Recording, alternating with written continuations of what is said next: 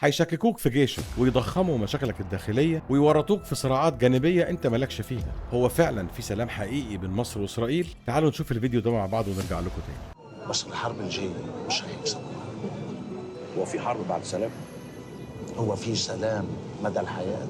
وبعد ما شفنا الفيديو يا صديقي، في سؤال بيدور في دماغ ناس كتير جدا اليومين دول، خصوصا مع التوترات اللي حاصله حوالينا. هو فعلا في سلام حقيقي بين مصر واسرائيل ولا هو مجرد حبر على ورق؟ وازاي الكيان الصهيوني بيشتغل من ورا الستاره؟ والهدف هو جر مصر لمواجهة عسكرية مباشرة، وطبعا مش هتكون مع إسرائيل بس. وهل انتصار 73 أنهى حالة الحرب ما بين الجانبين، ولا اللي جاي أخطر من اللي فات بكتير؟ النهاردة هنتكلم معاكم بصراحة من غير تجميل ولا تزيين عن الصراع المصري الإسرائيلي الأبدي، وإزاي قواعد اللعبة بتتغير بناء على المعطيات اللي على أرض الواقع. ومع تغيير قواعد اللعبة لكن الهدف واحد، فنجان البن التمام. ويلا نعرف الحدوتة سوا.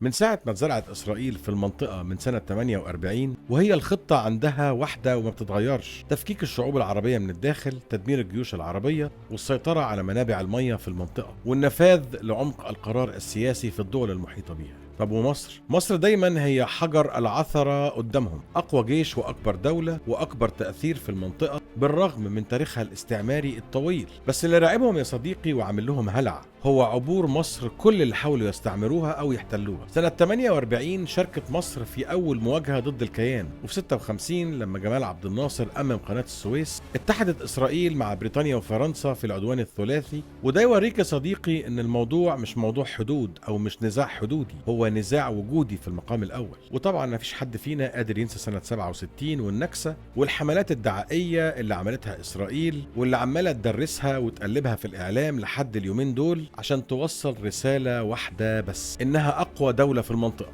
ومش هيكون ليها نصيب في الهزيمة من أي دولة عربية. بس الرد كان قاسي ووجعهم قوي في 73. شافوا بعينيهم وأدركوا يعني إيه الجيش المصري.